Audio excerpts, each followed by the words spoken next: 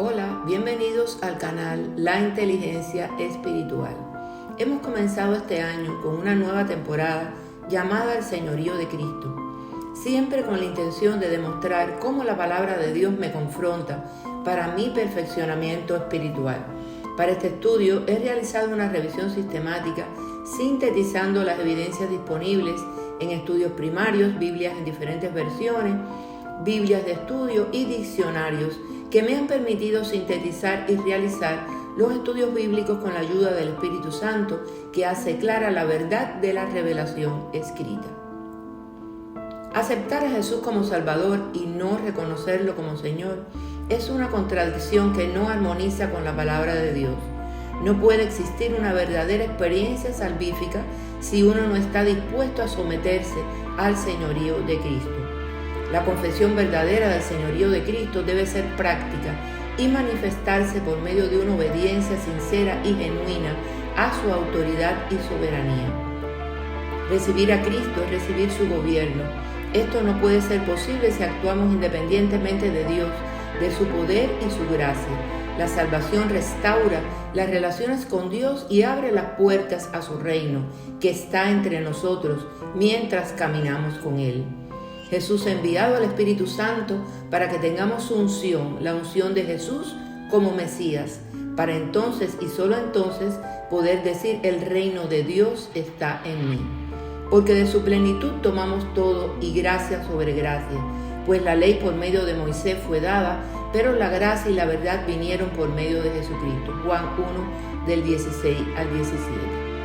Jesús hizo reiteradas advertencias a los hipócritas religiosos de su época, como prueba de que simplemente estar de acuerdo con las verdades espirituales no salva a una persona.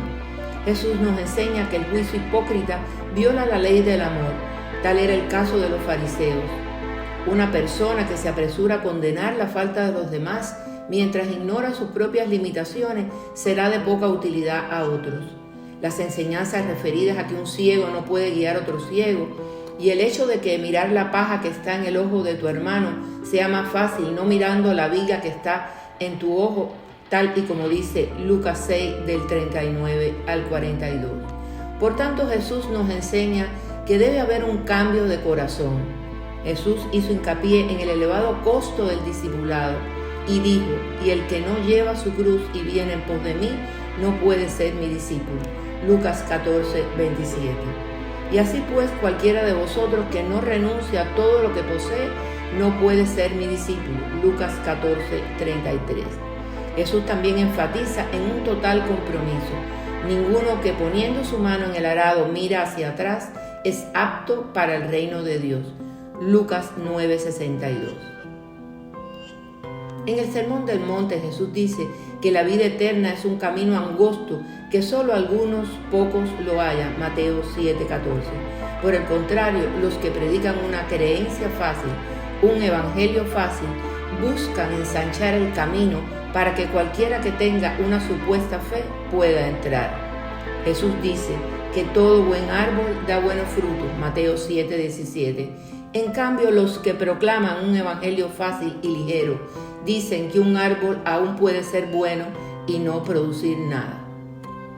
Jesús dice que muchos de los que dicen Señor, Señor no van a entrar en el reino. Mateo 7 del 21 al 23 dice la palabra de Dios: no todo el que me dice Señor, Señor entrará en el reino de los cielos, sino solo el que hace la voluntad de mi Padre que está en el cielo.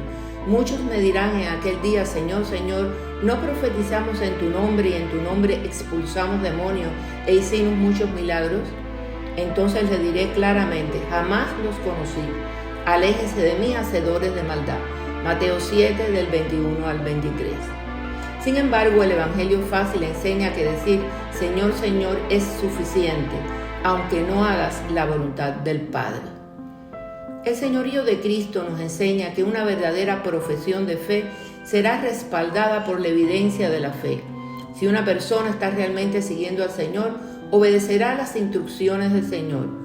Una persona que está viviendo intencionalmente en pecado y sin arrepentimiento, obviamente no ha decidido seguir a Cristo, porque Cristo nos llama del pecado a la justicia. De hecho, la Biblia claramente enseña que la fe en Cristo resultará de una vida cambiada.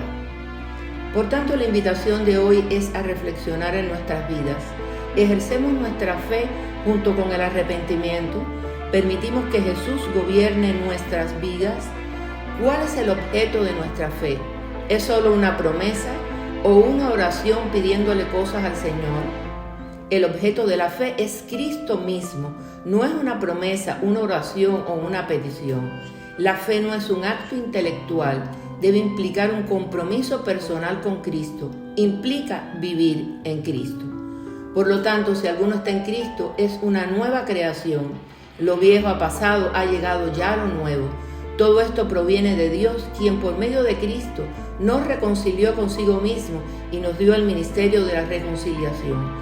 Esto es que en Cristo Dios estaba reconciliando al mundo consigo mismo, no tomándole en cuenta sus pecados y encargándonos a nosotros el mensaje de la reconciliación.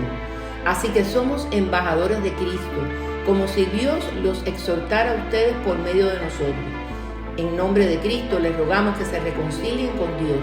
Al que no cometió pecado alguno, por nosotros Dios lo trató como pecador, para que en él recibiéramos la justicia de Dios. 2 Corintios 5, del 17 al 21. Gloria a Dios.